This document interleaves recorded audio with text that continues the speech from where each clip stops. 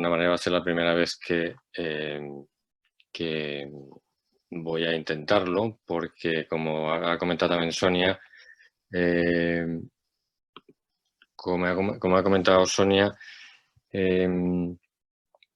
yo estaba interesado en hacer una presentación donde, lanzara preguntas en el curso de la propia presentación y bueno, pues no sé muy bien cómo va a salir eso, pero bueno, en cualquier caso, lo primero es el título que tenéis todos delante. Entiendo que todos estáis viendo la imagen que tenéis en pantalla.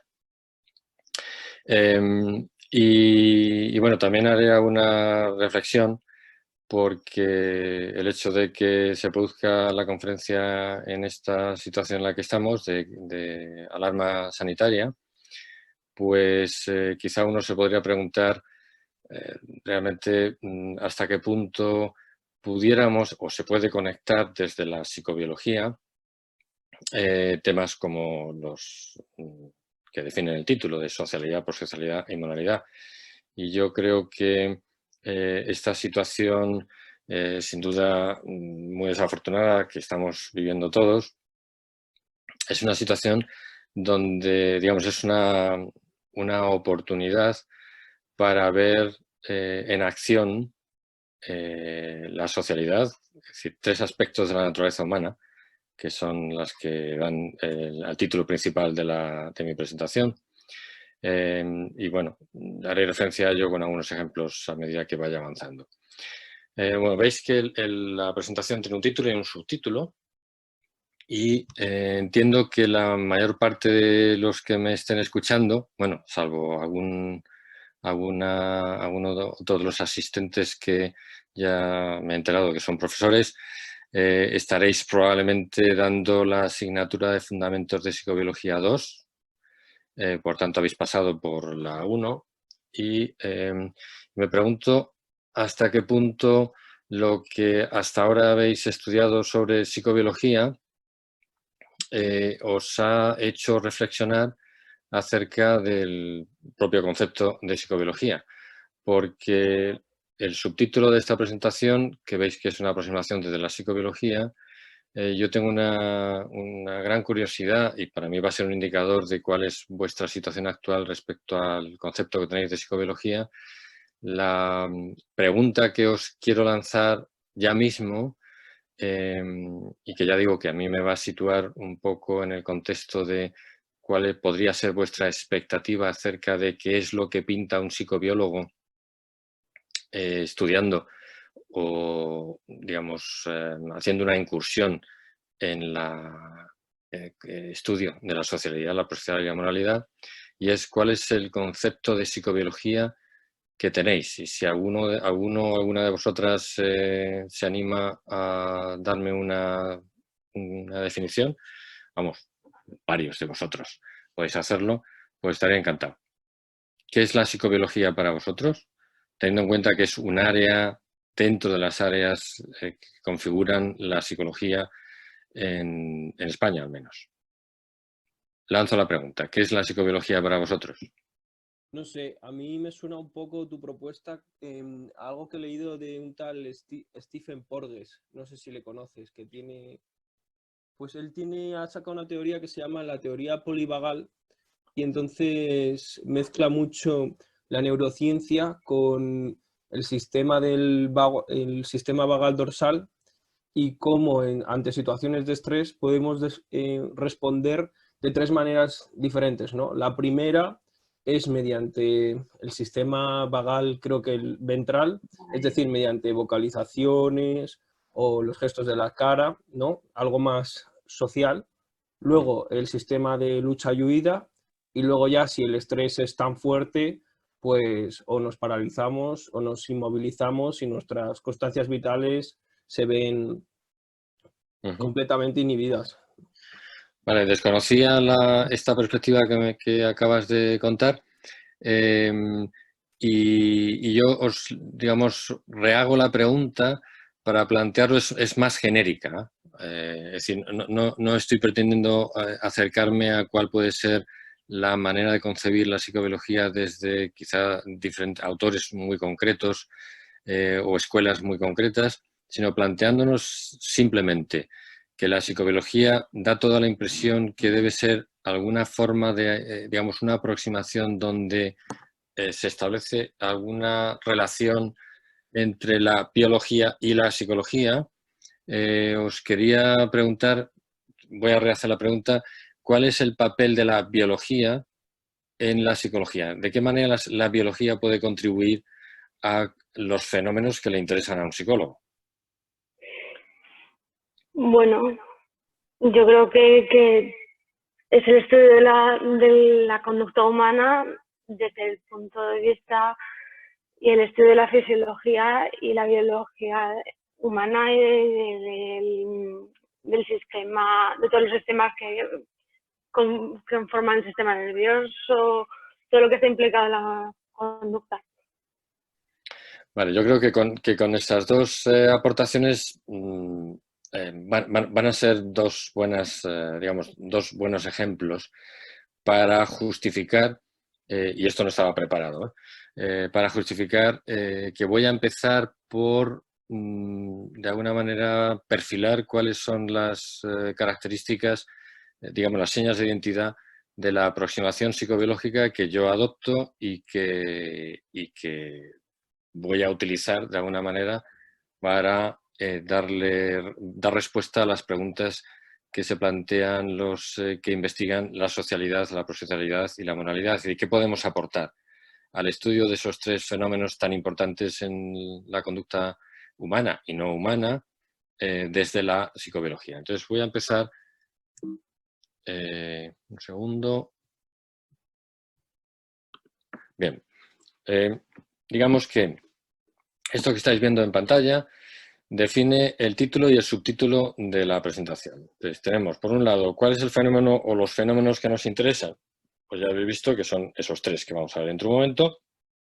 Y por otra parte está cuál es el contexto teórico, que es el psicobiológico, para dar respuesta a las preguntas que nos vamos a hacer sobre esos tres fenómenos. Bueno, esta imagen que tenéis aquí realmente es una expresión que se utiliza mucho en el mundo anglosajón y que desde mi punto de vista hace, digamos, refleja muy bien cuáles son los dos problemas que yo he recogido en el título y que he explicado hace un momento en la diapositiva anterior, que son por una parte el baby, que es los fenómenos que nos interesan, que definen el título, y por otra parte está el contexto teórico que voy a utilizar para sacarle punta, para formular preguntas y para buscar respuestas que sean relevantes para, digamos, avanzar en la comprensión de la socialidad, prosocialidad y moralidad. Bien, la imagen que tenéis a continuación son, por un lado, el problema empírico, que ya he comentado hace un momento, las etiquetas. En cualquier caso, luego avanzaremos un poco en los conceptos que son relevantes dentro de cada una de esas tres dimensiones. Y tenéis una imagen a la derecha que de alguna forma anticipan cuál es el tipo de fenómenos a los que me voy a referir cuando hablemos de cada uno de ellos. Muy brevemente o muy rápidamente, socialidad, en principio, fijaos que estoy utilizando el término socialidad y no sociabilidad, y lo estoy haciendo de manera deliberada, ya veréis por qué dentro de un momento.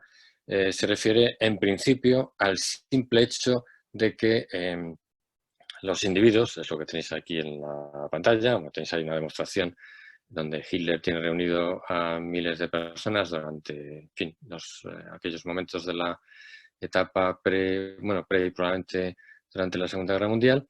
En cualquier caso, vemos una concentración, una agregación o aglomeración de múltiples personas. En el caso de la prosocialidad tenemos a un conjunto de personas que están de manera coordinada realizando una actividad conjunta que beneficia como mínimo a los que van a vivir en esa casa, que están transportando entre todos y que no podría ser transportada de forma individual. Mientras que la tercera dimensión, que es la moralidad, de alguna forma recoge el hecho de que, al menos en el caso de la especie humana, la gran mayoría de las conductas sociales, esas que hacemos desde el momento que nos despertamos hasta el momento en que volvemos a dormir, son conductas normativas, es decir, son conductas que están reguladas por expectativas acerca de lo que cabe esperar que cada uno de los individuos haga en cada momento, de tal manera que todas las personas sabemos cómo hay que hacer las cosas bien o mal en función de normas que pueden ser explícitas o implícitas, que en unos casos pueden ser normas puramente convencionales o pueden ser normas morales. Bien, pues voy a empezar entonces con la aproximación teórica porque me parece muy importante explicar qué es lo que yo, digamos, cuál es la perspectiva que yo adopto en relación con el concepto de psicobiología. Y en ese sentido veréis que yo no utilizo psicobiología como eufemismo, o mejor dicho, no utilizo dentro del concepto de psicobiología, no utilizo biología como eufemismo de fisiología, que ha sido quizá la nota dominante en la definición que nos ha dado una de, no sé quién ha sido, pero la chica que ha hablado hace un momento. Bien, decía que voy a intentar definir, por lo menos dar unas pinceladas acerca de cuáles son algunas de las señas de identidad de la aproximación teórica, de la aproximación psicobiológica que yo pretendo adoptar para responder digamos, para analizar esos tres fenómenos que he comentado hace un momento. Fijaos, en primer lugar está el concepto de jerarquía de niveles de organización biológica. Yo estoy convencido de que todos vosotros, todos los que estáis escuchando, habéis oído hablar en más de una ocasión de esta jerarquía. Aquí yo os traigo una representación simplificada de esa jerarquía de niveles de los niveles de la organización biológica, que en su formato más completo seguramente habéis escuchado, incluso en el bachillerato, donde lo que hacemos es que identificamos procesos que pueden ocurrir desde el nivel molecular hasta el nivel ecológico, de tal manera que cada uno de los niveles contiene a aquellos procesos que se encuentran por debajo de él. Por ejemplo, un individuo está hecho de órganos, de sistemas de órganos, cada órgano está constituido por células, las células están constituidas por agregados de moléculas y así sucesivamente. Entonces aquí tenéis, como decía, una simplificación de esa jerarquía de niveles biológicos donde tenemos un nivel observable, directamente observable, digamos observable desde el exterior, que es la conducta, que aparece en color verde. Y hay otros dos niveles que son, uno es observable si uno tiene un equipamiento apropiado, como es el nivel fisiológico, que tenéis a la izquierda en color rojo. De alguna forma decimos que hay una serie de sustratos físicos que son los que sustentan la conducta observable.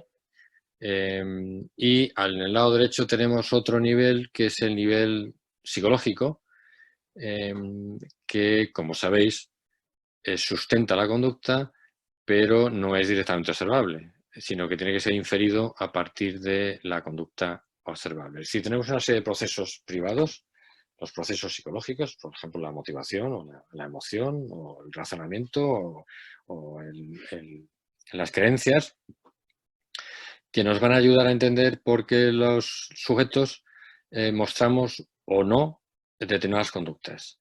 Y además nos puede resultar interesante desde la psicobiología conocer cuáles son el andamiaje fisiológico que de alguna forma correlaciona, controla, correlaciona, como decía, con la conducta observable.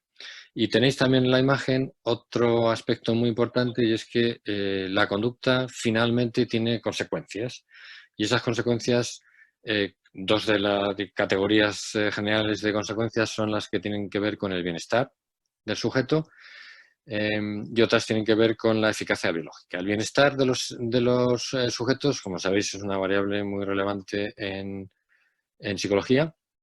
Es decir, hay diferentes áreas de la psicología que todas las psicologías que les preocupa la salud, pues están implicadas en conocer de qué manera la conducta afecta al bienestar del individuo.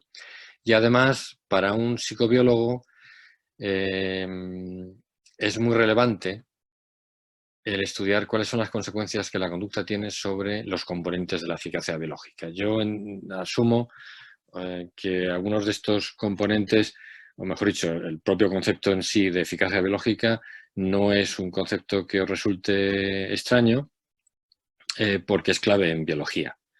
Y se define en términos de, como decía, de dos componentes, que son la supervivencia y la reproducción. Es decir, digamos, una afirmación muy general es que todo sistema vivo está diseñado de tal manera que se maximicen esos dos componentes de la eficacia biológica. De modo que aquellos sistemas vivos que estén especialmente bien adaptados para maximizar su eficacia biológica, es decir, su supervivencia y su reproducción, tienen más probabilidad de seguir adelante. Seguir adelante quiere decir seguir vivos como individuos y pasar a la siguiente generación sus genes. Estos son conceptos muy generales, pero que son relevantes para algunas de las cosas que voy a mencionar a continuación. Bien, este sería el esquema general dentro de esta, digamos, de este componente de la aproximación psicobiológica que voy a resaltar. Y por tanto tendríamos esas tres dimensiones dentro del nivel observable de la conducta. Tendríamos que nos interesa estudiar la socialidad, nos interesa estudiar la prosocialidad y nos interesa estudiar la moralidad. Y lógicamente, desde esta aproximación psicobiológica nos interesaría conocer aspectos fisiológicos y aspectos psicológicos que median nuestra conducta social, prosocial y moral. Bien, la segunda característica de esta aproximación psicobiológica que quería enfatizar, porque tiendo a pensar, al menos esta es la experiencia que tengo en la Facultad de Psicología en la UCM, durante todos los años que he estado dando clase allí, y por tanto me imagino que también ocurrirá en Cardenal Cisneros, y es que la psicobiología, digamos, más habitual que se escucha en particular en España es una psicobiología es una psicobiología muy antropocéntrica. De hecho, alguno de los que habéis intervenido, creo de nuevo que ha sido la estudiante, siento que no puedo referirme al nombre porque no lo sé, ha mencionado la psicología humana. Entonces, desde la perspectiva desde la perspectiva psicobiológica que yo quiero enfatizar aquí, un elemento muy importante es la perspectiva comparada, es decir, la idea de que para conocer en profundidad cómo funciona el comportamiento, cómo funciona la mente, cómo funciona el cerebro que sustenta esa mente y esa conducta, es muy importante adoptar una perspectiva comparada. La perspectiva comparada, como veis aquí lo que es una imagen, es una imagen de los grandes simios, de tal manera que os he puesto una imagen representativa. Bueno, no sé si Charles Darwin era representativo como son los otros grandes simios que veis en la pantalla, pero en cualquier caso son imágenes de ejemplares de las especies de hominoideos. Bueno, depende de la posición que uno adopte con respecto a las clasificaciones filogenéticas, pero en cualquier caso aquí nos sirve el plantearnos que todos ellos pertenecen a una categoría dentro del árbol evolutivo, que los números que veis en el árbol que de alguna manera se representa en la parte inferior de la pantalla, representa cuál es la estimación del momento en el que se pudo producir la divergencia entre los antepasados comunes que dieron lugar, por ejemplo, hace 12 millones de años, al linaje que dio lugar al actual orangután y a los linajes que están en el otro lado del árbol. Mientras que, por ejemplo, vemos que el antepasado común que comparte la especie humana actual con las especies de chimpancés actuales pues se sitúa en torno a los 6 millones de años, y así sucesivamente. Bien, esto es importante. En esta otra imagen veis que en la parte izquierda un árbol evolutivo donde se representa una vez más cuál es la relación evolutiva o filogenética que existe entre la especie humana y el resto de los hominoideos. Y en la imagen de la derecha, bueno, pues vemos algo que es bastante común, que es comparar el comportamiento. En este caso, en la parte inferior derecha vemos una expresión aparentemente similar, facial, de Bush y de un chimpancé.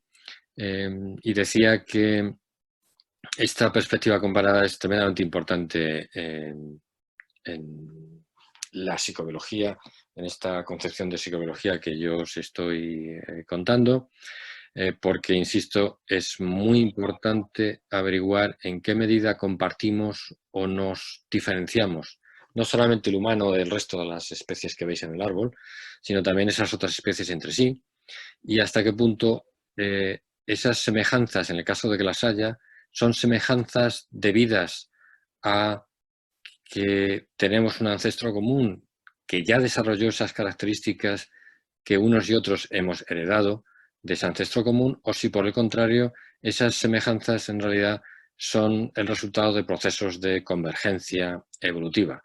No tengo muy claro si estáis familiarizados con algunos de estos conceptos, pero tampoco puedo o no quiero detenerme demasiado en cada uno de ellos porque ocuparíamos toda la charla, pero básicamente la idea, cuando comparamos la conducta humana con la conducta de otras especies y observamos semejanzas o diferencias, lo que nos planteamos es qué puede haber causado esas semejanzas o esas diferencias.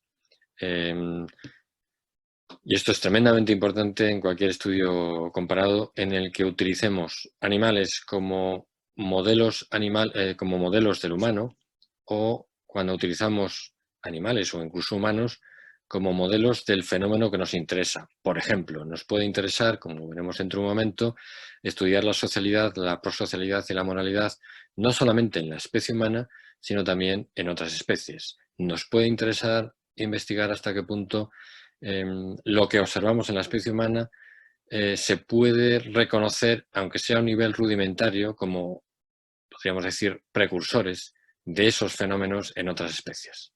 Eso nos puede dar una información realmente muy interesante acerca de los orígenes de la conducta humana. Bien, otro aspecto muy importante de esta aproximación psicobiológica es este concepto de los conflictos de intereses. La idea, aquí tenéis una representación de lo que pretendo ilustrar, que es esta idea de que prácticamente cualquier acción, cualquier pensamiento en las especies, en la especie humana en particular, es una acción o un pensamiento que surge en un contexto social. Es decir, lo social es extremadamente importante, y algo que es muy importante es el hecho de que siempre que interactuamos con otro individuo, lógicamente nos estamos refiriendo a esta dimensión social del comportamiento, siempre que interactuamos con otro individuo, hay aspectos que nos benefician a ambas partes y hay aspectos que benefician quizá más o únicamente a una de las dos partes. Eso significa que siempre que entramos en una interacción social con alguien, estamos buscando maximizar algún beneficio y estamos, en muchos casos, asumiendo que vamos a compartir lo que cada uno de los que interactuamos obtenemos de la interacción y nos beneficia. Un ejemplo muy claro, y es un área en la que nosotros estamos haciendo investigación, es el juego social. La idea de que los individuos juegan porque quieren obtener algún beneficio que individualmente no podrían conseguir, y por tanto, digamos, se comprometen o se implican en una interacción social de juego que potencialmente va a producir efectos positivos a ambas partes. Cuando uno investiga el juego con cierto detenimiento y observa, por ejemplo, que los individuos en muchos casos pasan muchos minutos negociando cuáles van a ser los términos del juego, en realidad lo que están negociando es qué es lo que cada uno espera obtener de jugar con otro. En muchas ocasiones, cuando nos invitan a jugar, a pesar de lo entretenido que puede ser, lo cierto es que los individuos rechazan, rehúsan implicarse en el juego. Y esto podría resultar paradójico a menos que tuviéramos muy presente este concepto de conflicto de intereses. Y digo que resulta paradójico porque por una parte se asume que el juego es divertido y que el juego es algo que todos los individuos, en principio, en muchos estados de ánimo vamos a ser proclives a aceptar, pero lo cierto es que hay muchos juegos que se rechazan, hay muchos compañeros de juego que te invitan y que tú rechazas, hay muchos juegos que acaban mal, y todo eso tiene sentido en la medida en que entendamos que hay un componente muy importante en cualquier interacción social, incluida la de juego, en la que los individuos buscan maximizar intereses y ciertos compañeros de juego no los pueden dar. Esto que estoy contando en relación con el juego, como un ejemplo concreto, en realidad es aplicable a cualquier relación social que las personas tienen o tenemos. Es decir, podemos hablar de relaciones con nuestros familiares, relaciones con nuestros amigos, relaciones con nuestros compañeros. En todas esas relaciones buscamos un balance entre los beneficios que nos proporciona y los costes que genera. De manera que el concepto de este conflicto de intereses es muy importante. Otro concepto importante en este contexto es el de dos aspectos históricos que tienen que ver con el hecho de que el presente, lo que hacemos en la actualidad, lo que somos en la actualidad, en gran medida se debe a dos escalas temporales, a dos fenómenos que tienen una dimensión temporal muy importante. Una es una dimensión temporal de, digamos, de un tiempo que podríamos llamar profundo, que es el tiempo geológico, que es el tiempo evolutivo.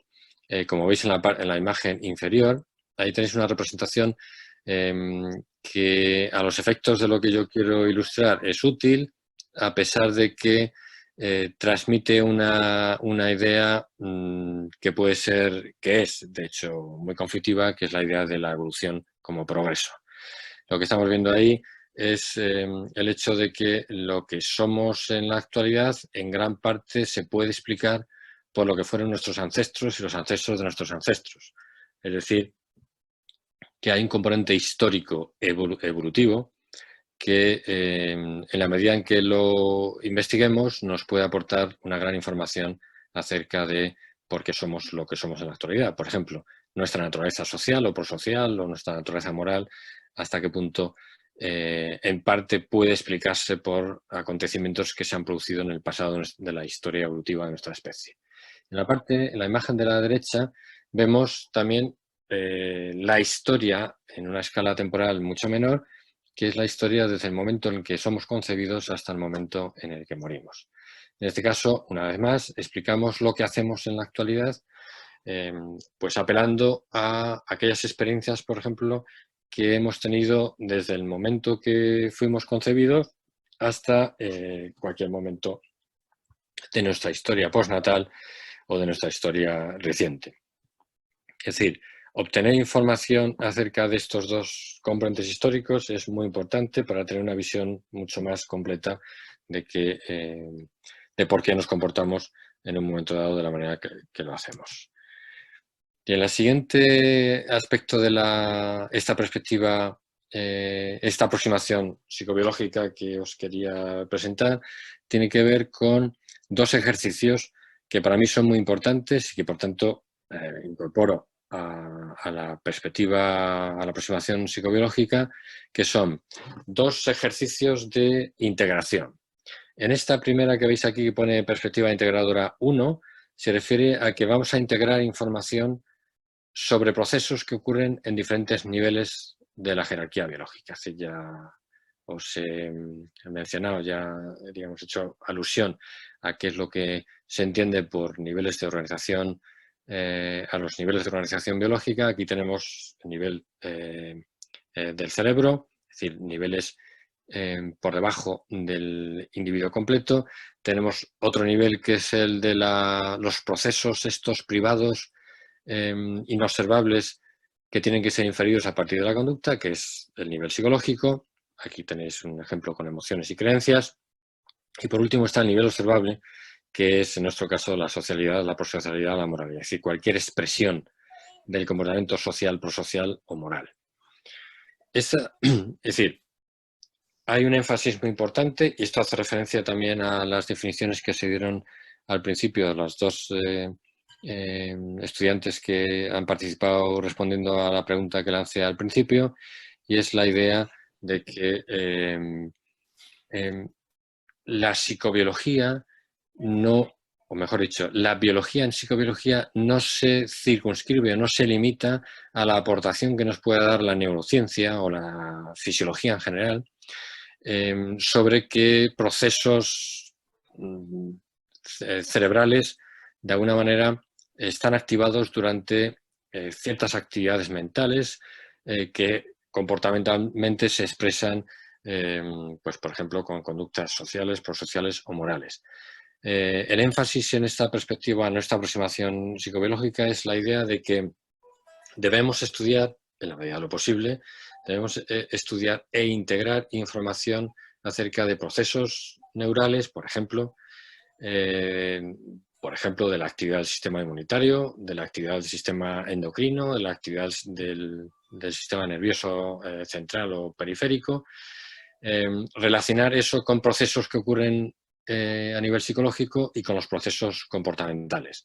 Y no asumir algo que es muy común, que es esta actitud reduccionista en la que se enfatiza que lo que ocurre a nivel comportamental o lo que ocurre a nivel psicológico está causado por procesos cerebrales. Es decir, esta visión de que los procesos que se encuentran en los niveles más elementales de la jerarquía biológica son los que tienen un estatus causal y que, por el contrario, lo que ocurre a niveles superiores de la jerarquía biológica, a nivel de la conducta o de la psicología, no son más que efectos de la actividad de procesos fisiológicos, pues es una visión reduccionista, como decía hace un momento, que no es la que se adopta dentro de esta aproximación psicobiológica. Y el siguiente ejercicio, bueno, antes de pasar a lo que os voy a contar sobre la perspectiva integradora en otro nivel, pues quería mostrar aquí un ejemplo de a lo que me estoy refiriendo.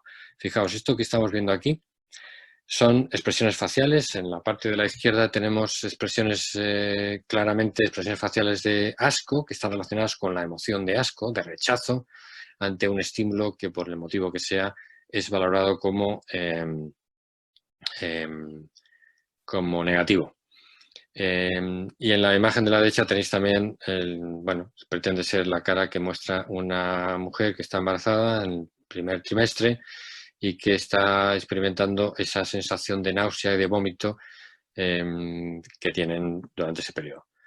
Lo que estamos viendo aquí es la expresión conductual externamente observable de las emociones que se están mostrando y que yo aquí traigo a colación por un concepto muy relevante en psicología, que es este contraste que estáis viendo en la etiqueta que aparece en la parte inferior de la imagen, que es entre la inmunidad fisiológica y la denominada inmunidad conductual. Si os dais cuenta, lo que se está contrastando son dos tipos de inmunidades que están definidas en función del nivel de la jerarquía biológica al que hacen referencia. La inmunidad fisiológica es la inmunidad tradicional que todos conocemos, que es esa respuesta que muestra el sistema inmunitario fisiológico cuando el organismo es invadido por un patógeno, por un agente patógeno. Puede ser un virus, puede ser una bacteria, puede ser un accidente, puede ser que tengamos un accidente y que de alguna forma el organismo se lesione. Lo que ocurre ahí, sabemos que hay todo un conjunto de sistemas fisiológicos que se activan y que se activan para de alguna forma corregir el daño físico producido y como consecuencia de eso restaurar las condiciones de normalidad. Bien, siempre, ya digo, este es el sistema de inmunidad fisiológica que todos conocemos y todos de alguna forma estamos familiarizados con el hecho de conocer con detalle cómo responde nuestro sistema inmunitario ante la presencia de un agente potencialmente patógeno. Sin embargo, recientemente, creo que no me equivoco si digo que en la primera publicación donde se hace referencia al sistema inmunitario conductual es del 2011, lo que se habla es que de la misma forma que la evolución, la selección natural ha favorecido el diseño de un sistema fisiológico que es reactivo y que responde en la mayor parte de los casos de forma adaptativa ante un agente potencialmente tóxico, el sistema conductual de la inmunidad conductual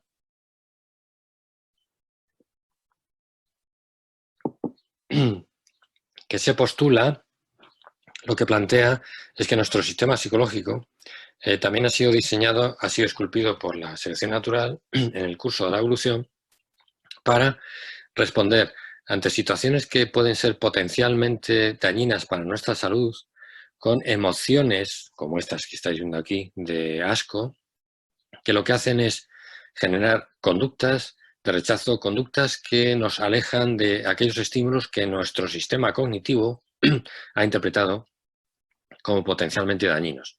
Fijaos que estamos hablando de un sistema, el sistema inmunitario conductual, que lo que haría sería mentalmente hacerse una representación, una valoración, una evaluación de cuáles son los riesgos de acercarse a un determinado estímulo y generar la conducta apropiada. Es decir, es un sistema que en comparación con el fisiológico es proactivo y de hecho es un sistema que hace que predisponga al sistema inmunitario tradicional, clásico, el fisiológico, a activarse. Y se activa única y exclusivamente porque nuestro cerebro, nuestra mente, ha evaluado una situación como potencialmente peligrosa. Y se activan las emociones apropiadas que van a promover las respuestas conductuales adaptativas ante un estímulo determinado.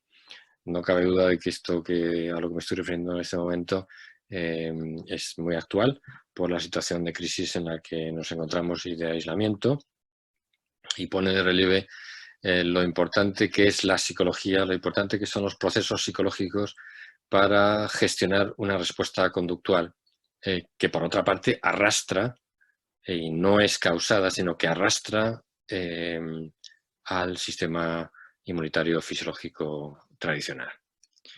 El otro nivel de la perspectiva integradora al que me quería referir es que de la misma forma que nos hacemos preguntas acerca de cuáles son los procesos neurales, los procesos psicológicos que sustentan una determinada conducta en un instante, en un cierto momento, lo que nos preguntamos desde este segundo nivel de perspectiva integradora es cuáles son los orígenes evolutivos que dieron lugar al diseño de un cerebro o de un sistema psicológico o de un sistema cognitivo que hace que nuestras conductas sean las apropiadas en cada contexto para maximizar o dañar lo menos posible nuestro bienestar, o maximizar o minimizar lo menos posible nuestra eficacia biológica. Es decir, la perspectiva integradora 2 que veis aquí, lo que hace es hacerse preguntas sobre el nivel evolutivo. Lo que nos planteamos es por qué, en primer lugar, en el curso de la evolución hubo una presión selectiva para generar organismos que tienen sistemas cerebrales o sistemas fisiológicos o sistemas cognitivos que hacen que el organismo ante determinadas condiciones, ante determinados estímulos, respondan con conductas que son adaptativas. ¿Adaptativas por qué? Porque maximizan el bienestar y la eficacia biológica. Bien, me voy a mover a... Estoy mirando un momento la hora. Bien, Me voy a... es decir, recordáis que la presentación tenía un título y un subtítulo. El título hacía referencia al problema empírico que nos interesaba y el subtítulo a la aproximación, digamos, a las herramientas teóricas y conceptuales que me interesaban para abordar esos problemas empíricos. Bien, pues en ese contexto, primero he definido la aproximación psicobiológica porque para mí es muy importante, porque soy consciente de que hay una tendencia a tener una visión de lo que es la psicobiología, de qué es la psicobiología, que es reduccionista, y yo quería ilustrar cuáles son esos aspectos, esos componentes que definen una aproximación psicobiológica, donde la psicobiología no es para nada reduccionista, es integradora. Bien, ahora por tanto lo que voy a hacer es aplicar esa perspectiva al abordaje de las 3 dimensiones del fenómeno del que os estoy hablando, del que os pretendo hablar, que es la socialidad, la prosocialidad y la moralidad. Aquí tenéis un ejemplo, o 2 ejemplos, mejor dicho, que pretenden comparar en el lado de la izquierda una agregación y un grupo social. Me encantaría, si esto fuera presencial, que fuera más interactivo, pero me temo que si lo hacemos interactivo va a ser más difícil avanzar en la presentación, así que voy a sacrificar la posibilidad de interactuar, por lo menos durante el curso de lo que os estoy contando, por ese motivo. Pero básicamente la idea es que lo que tenemos a la izquierda es una agregación que lo distingue de lo que tenemos a la derecha, que es un grupo social, y la diferencia fundamental es que en una agregación no hay vínculos específicos entre los individuos, mientras que en la derecha hay, digamos, esos vínculos sí están presentes, hay un reconocimiento individual entre los miembros de los grupos y hay unos vínculos afectivos y sociales importantes que lo distinguen de la diapositiva del anterior. En el caso que tenéis aquí delante, estamos hablando, estoy presentando 2 ejemplos con una agregación y un grupo social. En la izquierda lo que vemos es agregación, que es, por otra parte, lo que ocurre, por ejemplo, cuando comienzan las clases a principio de curso, donde básicamente los individuos que acuden a un lugar porque hay un profesor o profesora que va a empezar la clase, no tienen vínculos entre sí y lo único que hacen es, digamos, ajustarse al concepto de agregación, mientras que en el caso de la derecha, de nuevo, tenemos un fenómeno muy similar, que es un número de individuos que están congregados, pero la diferencia además es la naturaleza de lo que existe entre esos individuos. En el lado de la izquierda no existen vínculos, en el lado de la derecha sí existen. Bien, y esto nos lleva a un concepto muy importante de lo que nosotros investigamos y de lo que nos interesa a los psicobiólogos con esta aproximación, que es, fijaos lo que tenemos en la imagen, tenemos los componentes de un todo. Ese todo es un reloj. El reloj emerge como consecuencia de la inteligencia de la persona que tenemos, del relojero que tenemos a la derecha, que es capaz de poner todos los componentes, de agregar los componentes de una manera que hace posible generar el producto final, que es el sistema, ese sistema hecho de componentes. Bien, pues eso es lo que estudiamos cuando hablamos de socialidad. Lo que tenéis ahí delante en la imagen son círculos de distintos colores que podrían representar individuos, porque a nosotros nos interesan, a los que estudiamos la socialidad, nos interesan individuos. Imaginad que cada uno de esos círculos es un individuo, e imaginad que cada uno de esos círculos tiene un color distinto, porque varía en comparación con otros individuos en función de múltiples variables que podríamos considerar. Puede ser la edad, puede ser el género, puede ser el estatus sociométrico, puede ser el estatus social, puede ser alguna variable de personalidad. Si esos colores podrían representar características individuales de los sujetos. Bien, lo que estudiamos, los que estudiamos estos fenómenos, es entender cómo se construye un sistema social que se mantiene o que es el resultado de la interacción entre las características de los individuos que tenéis en pantalla, representadas por los distintos colores, y las características de las interacciones de lo que esos individuos intercambian entre sí, de las acciones que esos individuos intercambian entre sí. Esas acciones En este caso, pueden ser distintas, pueden ser amistosas, pueden ser agresivas, pueden ser conciliadoras, pueden ser cooperativas, y esas diferentes clases o categorías de interacciones podrían estar representadas por esos distintos colores. La clave, por tanto, es averiguar en qué medida podemos explicar la socialidad, una socialidad que en muchos casos no es impersonal, que es el resultado de la combinación de las características que definen a los individuos, en este caso las he equiparado todas con un único color, y en función de las interacciones que esos individuos tienen entre sí. Ese es, de alguna forma, lo que pretendemos investigar los que estudiamos el fenómeno de la socialidad. Fijaos,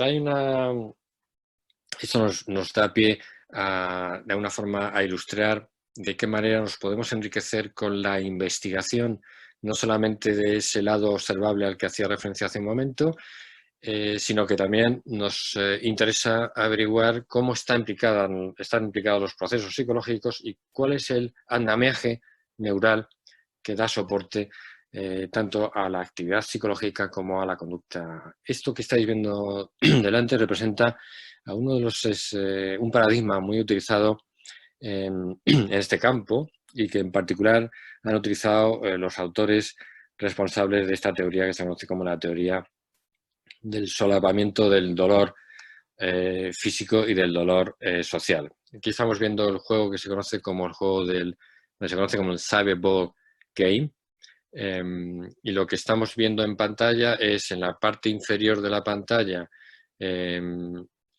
sea, la parte inferior, quiero decir, hay dos condiciones. Vamos a dejar de momento la parte de la pantalla donde se observa la actividad cerebral,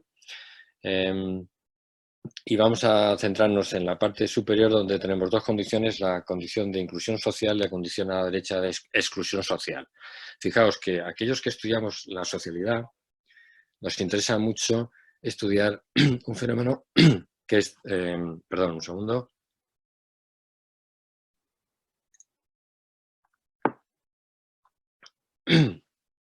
Que es tremendamente importante, que es el hecho de sentir que formamos parte de un grupo. Esa condición entre sentir que tenemos vínculos sociales, que si nos pasa algo hay personas a las que importamos, que nos van a ayudar, es tremendamente importante, afecta mucho a nuestra salud mental. Bien, pues lo que tenemos aquí es una herramienta para medir qué consecuencias tiene y hasta qué punto son registrables a nivel neural y y pueden ser descritas a través de un autoinforme. Es la condición de la inclusión social, en la que el sujeto está contemplando a otros dos en pantalla, en un monitor, que están pasándose la pelota. En la condición de inclusión social, esos que pasan la pelota se la pasan también al sujeto experimental que está en la parte inferior. De manera que hay todo el rato un peloteo, un arrojarse en el que todos los que están participando todos los que están en el juego están siendo tratados de forma inclusiva. De repente se pasa a la condición de exclusión social en la parte de la derecha y lo que se observa es que el sujeto deja de recibir la pelota de los otros dos individuos. Bien, pues esta situación tan presuntamente artificial resulta que ha sido tremendamente efectiva para investigar procesos psicológicos y procesos neurales que sustentan la respuesta a la inclusión, en este caso a la exclusión. Lo que vemos en la parte inferior es precisamente una representación de una neuroimagen donde está representado que aquellas personas que declaran haberse sentido particularmente mal por la experiencia de la exclusión social son las personas que muestran una mayor actividad, en concreto de dos áreas cerebrales que son la corteza cingulada, la parte dorsal de la región anterior de la corteza cingulada y de la ínsula anterior. Es decir, que hay un correlato fisiológico que, en este caso neural, que está asociado a la experiencia psicológica de la exclusión social. hay aspectos muy interesantes, aquí también se muestra otra diapositiva donde vemos los mismos resultados, pero la parte más interesante con la cual voy a concluir esta referencia, este ejercicio de descender a un nivel más elemental para explicar cuáles son los correlatos conductuales fisiológicos y psicológicos, es esta teoría que decía hace un momento del solapamiento del dolor físico y del dolor social, y es la idea, la hipótesis de esta teoría, de que aquella circuitería que se activa en respuesta al dolor físico es la misma circuitería que se activa en respuesta al dolor social. Cuando hablo del dolor social, pues lógicamente me estoy refiriendo a el dolor que las personas sufren cuando son excluidas o al dolor que las personas sufren cuando pierden un ser querido. Y por tanto, es muy relevante desde el punto de vista de esta idea de que a lo largo de la historia evolutiva hay mecanismos neurales que han sido cooptados para ser utilizados en respuesta a, en este caso, a dolor físico y al dolor social. Hay resultados muy similares en esta teoría del solapamiento entre el dolor social y el dolor físico, en lo que se refiere al dolor, al placer físico y al placer social. Como veis en esta imagen que se presenta en la diapositiva, en el lado izquierdo tenemos cuál es la circuitería que se activa en respuesta al dolor social y físico, y en la imagen de la derecha se muestra la circuitería que se activa en respuesta al placer físico y al placer social. Un área que una situación que activa, por ejemplo, la circuitería que se activa en respuesta al placer físico es una emoción muy en concreto que me interesa por algo que voy a decir más adelante, que es el Schadenfreude que veis en la parte de las etiquetas escritas en inglés, la parte inferior de la circuitería cerebral que se activa. El Schadenfreude es el placer que una persona experimenta cuando observa a otra persona sufrir. Y vamos a ver qué papel tiene esto en el contexto de lo que nos interesa. Veis que también se activa en respuesta a cuando una persona dona, por ejemplo, dinero o donas un órgano a otra persona, cuando hace un acto cooperativo, también se activa. Pues fijaos, y esta es ya os dejo un poco pensando en ello, que también se activa esa circuitería cuando nos alegramos por las desgracias ajenas. Bien. La segunda dimensión era la dimensión que tiene que ver con el comportamiento prosocial, es decir, con la prosocialidad. Aquí estáis viendo imágenes de bienes públicos, de servicios públicos, que solamente podemos disfrutar de ellos en la medida en que todos contribuyamos de forma cooperativa a su creación. De nuevo, esto está de moda en la actualidad, pero en cualquier caso el énfasis es esta idea de que colectivamente, cuando coordinamos nuestros esfuerzos, podemos conseguir objetivos que de forma individual no son accesibles. Este es un aspecto muy importante del comportamiento humano. Aquí tenéis otro ejemplo que tiene que ver con otro bien común, que es la calidad del aire, la calidad ambiental, y cómo las personas se nos pide que nuestra manera de contribuir a esa calidad del ecosistema en el que vivimos, del ambiente en el que vivimos, es que restringamos la aportación, la contribución de agentes contaminantes. Una vez más, es una típica situación de bien común, porque de lo que estamos hablando es de que habrá muchas personas que contribuyan, que se sacrifiquen a tener un ambiente libre de polución, y habrá muchas otras personas que se beneficien de que otros hagan esos sacrificios, pero ellos mismos no estarán dispuestos a hacerlo. Bien, cuando hablamos de prosocialidad, yo creo que es muy importante recorrer, aunque sea de una forma muy somera, de qué estamos hablando, es decir, definir el concepto de prosocialidad y destacar cuáles son las características más importantes de la prosocialidad humana. ¿Veis que aparece en la parte superior esta etiqueta de ultrasocialidad? Y que tiene que ver también con esta hipertrofia del comportamiento prosocial que tiene la especie humana. Fijaos que se dice que la especie humana es ultrasocial o ultraprosocial porque, a diferencia de lo que ocurre en otras especies animales con las que nos comparamos, la escala en la que se produce la conducta cooperativa humana es global. Nuestras acciones tienen consecuencias sobre individuos que viven en cualquier lugar del planeta, individuos con los cuales no estamos emparentados e individuos a los cuales nunca conoceremos y que nunca nos conocerán. Esas tres características del comportamiento prosocial humano son los que de alguna manera justifican esta concepción de ultrasocial y de singularidad en comparación con otras especies.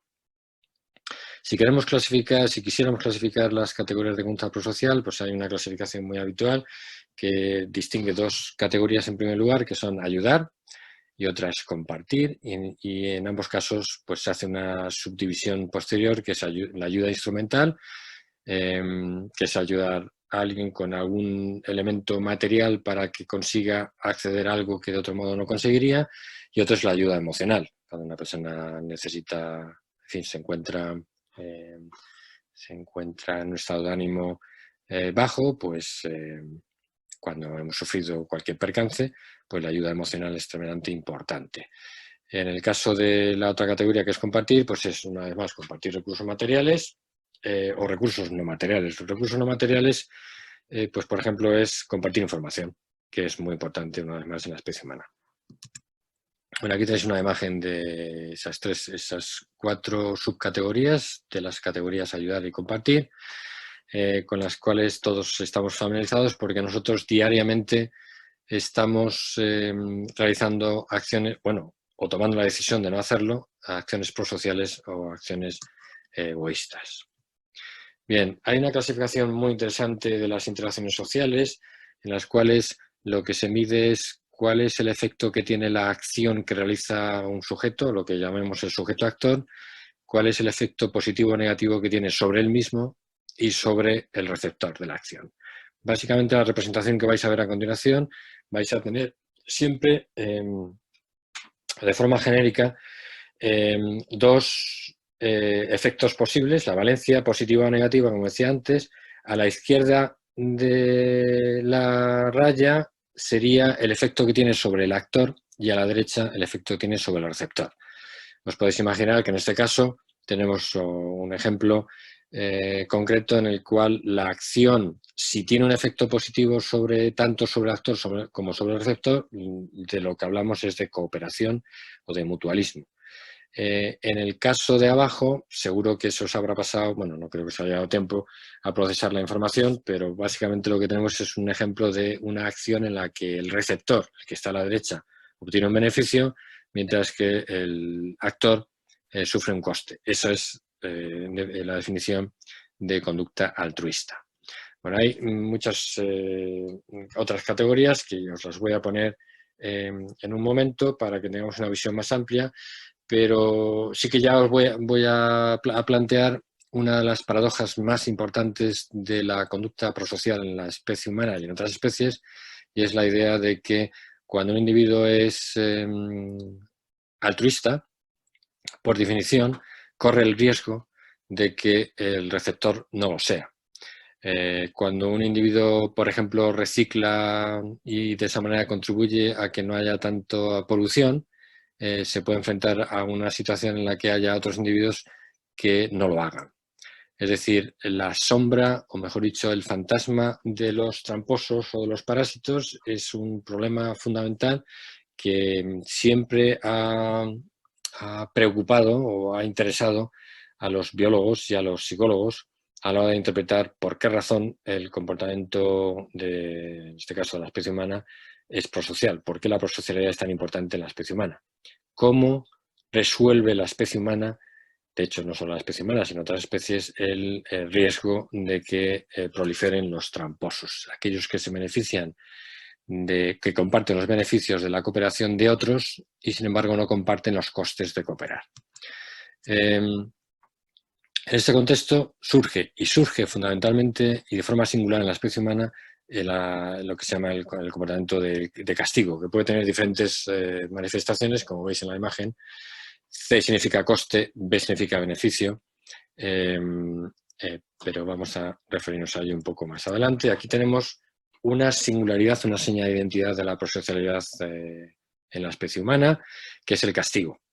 Que veis que lo tengo aquí subrayado porque es sin ninguna duda una de las señas de identidad más llamativa de la conducta humana.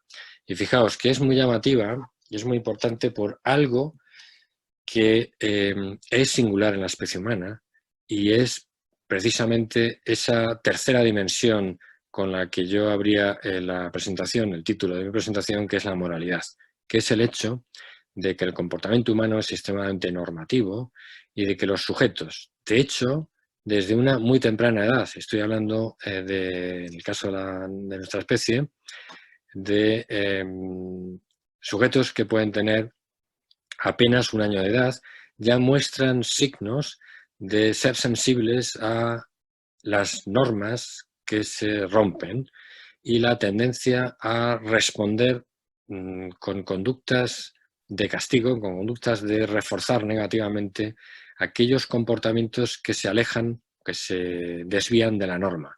Es decir, esa capacidad de comprender y de reaccionar de forma adaptativa a comportamientos anormales en el sentido de que se alejan de la norma, es algo muy importante en la especie humana. Y lo voy a recoger bien, aquí veis este aspecto de la normatividad, que es extremadamente importante y que es fundamental para que se mantenga el comportamiento cooperativo. Bien, voy a avanzar para plantearos otra paradoja. De alguna forma, casi mi objetivo fundamental de mi presentación es que de alguna manera os quedéis después con algunas reflexiones que podéis elaborar posteriormente acerca de estos tres aspectos tan importantes de la naturaleza humana, todas ellas relacionadas con la socialidad, todas ellas relacionadas con un pilar fundamental de la socialidad que es la prosocialidad y con un pilar aún más, digamos, sofisticado de esa prosocialidad que nos protege, que hace que la prosocialidad sea adaptativa, que es la normatividad y la emergencia de comportamientos que de alguna forma corrigen las tendencias digamos, a no mostrar conducta cooperativa. Fijaos, aquí tenéis una imagen muy interesante de muchos experimentos en los que se ha comprobado que la conducta cooperativa que muestran los sujetos, estamos hablando de un experimento con sujetos humanos, adultos, lo que mostramos son 10 oportunidades de mostrar conducta cooperativa en sujetos humanos y lo que se muestra es que en ausencia de castigo, ahora os explicaré por qué se llama castigo altruista, en ausencia de castigo, lo habitual es que los individuos en juegos económicos, que son los más utilizados en este contexto, juegos del bien, así llamados juegos del bien común, tengan la tendencia a no contribuir al bien común, es decir, a no cooperar. Cuando se introduce una condición de castigo, fijaos que se recupera inmediatamente la conducta cooperativa. En otras palabras, la prosocialidad en la especie humana tiende a colapsar a menos que los sujetos sean conscientes, sepan que su conducta no cooperativa puede ser castigada. Ahora, hay una paradoja muy interesante que vemos en esta otra imagen que tenéis aquí a la derecha, y es, fijaos, aquí vemos cuál es la tendencia que tienen los individuos a asumir costes personales para castigar a alguien que ha sido poco cooperativo. Lo que vemos en el lado de la izquierda, en el panel de la derecha, en las barras de la izquierda, lo que vemos es que los individuos tienen más tendencia a asumir costes importantes cuanto mayor sea la diferencia entre lo que ellos han contribuido al bien común y lo que han contribuido a aquel al que van a castigar. Digamos que eso es un patrón muy característico y de alguna forma intuitivo, porque encaja con la idea que todos tenemos de que tendemos a castigar más, a pesar de que sea costoso castigar a otro, como ocurre en este tipo de juegos económicos. Somos capaces de sufrir un coste o de aceptar un coste para castigar a alguien, y somos más capaces cuanto más tramposa haya sido la persona que haya sido egoísta. Pero fijaos que en la parte de la derecha, en donde aparecen valores positivos, lo que se observa es que hay una parte de individuos que también castigan a aquellos que han cooperado, han contribuido más que uno mismo. Es decir, que no solamente se castiga a aquellos que son hipocooperadores, es decir, egoístas, sino que hay también una cierta tendencia más pequeña a castigar a aquellos que son hipercooperadores, es decir, más cooperadores que la norma. Esto es un aspecto muy importante que llamó la atención a los investigadores en este campo, porque nos obligó a los que trabajamos en este campo a incorporar una nueva categoría. Fijaos, aquí tenéis el menú completo de las categorías que se pueden observar de acuerdo con esta clasificación de las interacciones en función de los efectos que tiene la acción del actor sobre el actor y sobre el receptor. Aquí veis en verde las conductas cooperativas, en rojo, es decir, las conductas prosociales, y en rojo las conductas que no son prosociales. Y fijaos la última, que es a la que me refiero hace un momento, y que se llama castigo antisocial. Fijaos, estábamos todos muy satisfechos con la idea de que existe el formato del castigo altruista prosocial, que es castigar a aquel que viola las normas, hasta que nos encontramos en experimentos que no solamente se castiga al que viola las normas, sino que no es que se castiga al que viola la norma de ser prosocial, sino que se castiga en general a aquel que viola la norma, sea la de ser prosocial o sea la de ser excesivamente prosocial. Y a eso se le llama castigo antisocial. Es decir, y seguro que todos tenemos experiencias en nuestro entorno de trabajo, en nuestro entorno de estudio, cuando se hacen actividades en grupo o cuando hay un grupo de personas implicadas en hacer cosas que implican un sacrificio, lo que observamos es que los sujetos pueden responder negativamente tanto a aquellos que no hacen nada, contra aquellos que no hacen nada, como contra aquellos que hacen más que nosotros.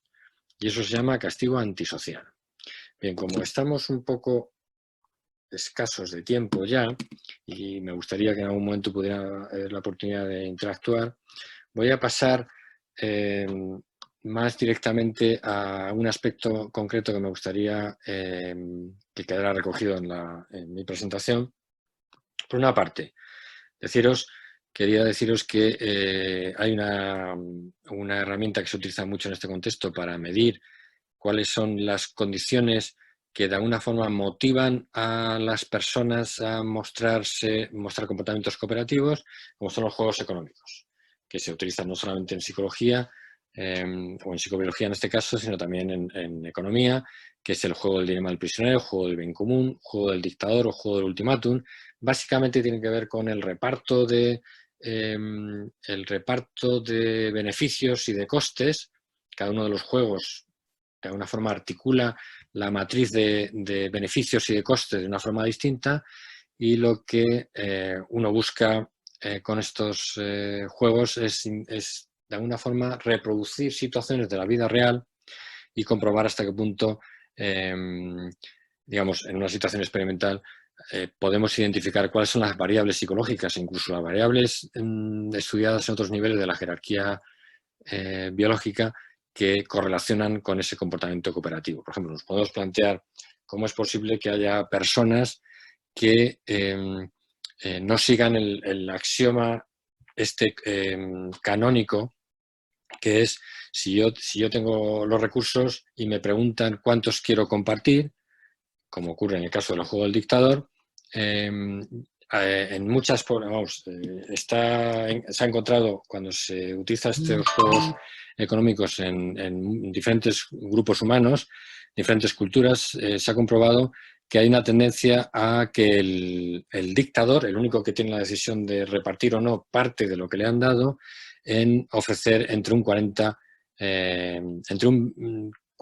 depende de la cultura, y un 50%. Es decir, ¿por qué razón existe esta tendencia a abandonar este axioma de maximizar las ganancias individuales y ser prosocial? Y de alguna forma en nuestra naturaleza existe esta tendencia, esta psicología de la cooperación, que nos hace mostrar un comportamiento donde tendemos a compartir. Hay una infinidad de estudios donde se investiga a humanos de diferentes culturas, a humanos en diferentes edades, dependiendo de si uno practica psicología social, antropología biológica, psicología del desarrollo. En fin, se utilizan todos este tipo de juegos económicos y muchos más, pues para profundizar en cuáles son las decisiones y qué motiva estas decisiones de conducta prosocial. Pero no quería cerrar mi intervención sin hacer referencia a un estudio que hemos hecho, que hemos publicado este año en nuestro grupo, colaboración con otro grupo de neuropsicología, que es un estudio de potenciales eventos relacionados, donde se registra la actividad cerebral cuando los sujetos están respondiendo a escenarios como los que tenéis aquí en la imagen. Muy rápidamente voy a intentar explicaros para que entendáis lo que nos interesaba aquí.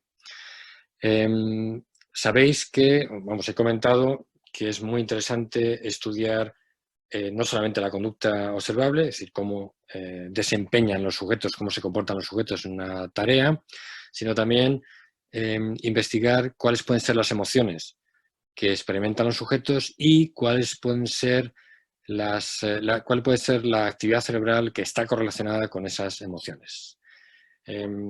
Hay un aspecto que a mí me interesa mucho y al que hice referencia anteriormente, que eran emociones como pueden ser, imaginad, cuando uno se siente bien porque a un amigo nuestro, a un compañero, a un familiar le ha ido algo bien, estamos hablando de una felicidad compartida, o cuando o la empatía que sufrimos cuando a alguien que es cercano a nosotros le está yendo mal y nosotros de alguna forma conectamos con esa emoción de tristeza que está sufriendo la otra persona. En ambos casos, si os dais cuenta, ambas personas tienen sus emociones alineadas, positivas en un caso y negativas en otro. Pero a mí me interesaba especialmente qué ocurre cuando las emociones están desalineadas o mal alineadas. En este caso, cuando nos sentimos mal porque a otro le vaya bien, a eso es lo que podríamos llamar envidia, o cuando nos sentimos bien porque a otro se siente mal. En ambos casos estamos hablando de emociones que están mal alineadas. Nos sentimos mal cuando a otro le va bien, nos sentimos bien cuando a otro le va mal. Este segundo caso, sentirnos bien cuando a otro le va mal, estamos hablando de la emoción esta de Schadenfreude. Bien, lo que a nosotros nos interesaba y lo que yo planteé fue un escenario en donde tenemos personajes que pueden ser prosociales o antisociales. Lo podéis ver en la imagen que tenéis aquí delante, en la parte de la izquierda, la etiqueta esta que está en posición vertical, donde vemos los dos tipos de caracteres o personajes, y lo que queríamos también estudiar es cuando a personajes prosociales o antisociales tienen un desenlace afortunado o desafortunado en las historietas que les presentábamos en el monitor del ordenador. Y lo que veis aquí son la combinación de esas dos variables. Por un lado, que el personaje sea prosocial o antisocial, y por otro lado, que el desenlace sea afortunado o desafortunado. Eso nos genera 4 opciones, 4 posibilidades cuando las cruzamos. Y aquí tenéis una parte del estudio en el que a los sujetos les preguntábamos cómo se sentirían, tenían que calificar con una escala Likert de 1 a 7, hasta qué punto sentirían la intensidad de estas emociones que veis aquí, en función de esta combinación de variables: carácter prosocial o antisocial, desenlace afortunado, veis ahí en la imagen, afortunado o desafortunado. Y lo que observamos, por ejemplo, es que para un personaje antisocial que le va bien, un personaje antisocial, por ejemplo, es un personaje que viola una norma social, que perjudica a otro, y sin embargo tiene un desenlace afortunado. Veis que los personajes antisociales tienen una tendencia a producir emociones negativas cuando tienen un desenlace afortunado. Y en cambio, un personaje prosocial, en la parte inferior de la imagen, la barra verde, lo que tenemos es que un prosocial que le produce un desenlace afortunado, nos produce una gran alegría, mientras que un antisocial que produce un desenlace afortunado, no se produce esa respuesta emocional. En cualquier caso, estas combinaciones de emociones, de la valencia de las emociones que nos producen esta combinación de tipo de persona, prosocial o antisocial, y tipo de desenlace afortunado o desafortunado, no solamente produce este tipo de resultados que son, por otra parte, que tienen sentido desde el punto de vista del análisis de cómo juzgamos las emociones de los demás y cómo juzgamos si las personas merecen o no resultados positivos o negativos en función de ser prosociales o antisociales, sino que además cuando hicimos esta parte del análisis cerebral, de los eventos de la actividad cerebral a nivel superficial, en diferentes momentos del registro, lo que observamos es que efectivamente hay un correlato entre las emociones que nos provocan esos personajes prosociales y antisociales y la valencia positiva o negativa de la actividad cerebral. De manera que es de alguna forma un recorrido desde la conducta a los niveles, tanto a la psicología como a la actividad neural, que va en la línea de lo que a nosotros, como digo, nos interesa dentro de esta aproximación psicobiológica que enfatiza aquellos aspectos que os he comentado al principio de la charla. Bueno, yo sé que me he alargado más de lo previsto, pero voy a dejar unos, si le parece bien a Sonia, unos minutos por si alguien quiere hacer alguna reflexión compartida prosocial o algún comentario, y encantado de participar. Muchas gracias, Fernando. Mientras has estado exponiendo, han ido planteando algunas dudas, compañeros y alumnos, ¿vale? Están en el chat, pero si quieres las podemos ir revisando. Por ejemplo, Diego planteaba que si existen distintos niveles de prosocialidad en función de desde dónde emerge la intención individual y la formación de su identidad, tanto personal como grupal, por ejemplo. No estoy seguro de entender la pregunta. Plantea esto, que si quizá, Diego, ¿estás por ahí? Quizá puedas a lo mejor matizarlo. A ver si Sí, estoy por aquí, que es que esto de repente se me abre, se me cierra, es un poco lío. Sí, mi pregunta viene a ser como si esta... Espera, que lo he escrito por aquí también. Claro, si realmente estos estudios pueden ser del todo representativos y generalizables a la población, porque desde mi perspectiva creo que no se tienen en cuenta las diferencias individuales o los niveles de conciencia individual. Es decir, si realizamos estos experimentos y los aplicamos, se me ocurría una población de gente que trabaja mucho con sus emociones, como imagínate, como en un monasterio de monjes zen o algo de esto, ¿no? Que están todo el día para adentro y una cosa como muy práctico, ¿no? Si habría los mismos niveles o reflejarían los mismos niveles de prosociabilidad que a lo mejor la población común de calle o reclusos en cárcel. Uh-huh. Sí, me parece una pregunta muy apropiada, porque, como he dicho, cuando os presentaba la imagen donde teníamos una serie de presuntamente sujetos que eran círculos de distintos colores que interactuaban de determinada manera, y decía que, de hecho, el objetivo que a mí más me interesa y en el que de alguna forma estoy investigando con más intensidad es el hecho de entender hasta qué punto un grupo prosocial surge en función de las características de los individuos, por ejemplo, las características individuales. Es decir, para mí, alguna de las investigaciones que hemos hecho, por ejemplo, ha sido evaluar con el modelo de los 5 grandes de factores de personalidad a los sujetos. Y a mí lo que me gustaría sería, para responder a preguntas como la que tú has planteado, es una vez que yo tengo evaluados a los sujetos en función de esos aspectos de la personalidad, sería combinarlos de distintas maneras, de tal manera que yo pudiera predecir que personas que puntúan muy alto en alguno de los factores de personalidad, si están en minoría en un determinado grupo, esas personas son, por ejemplo, susceptibles de ser explotadas por tramposos.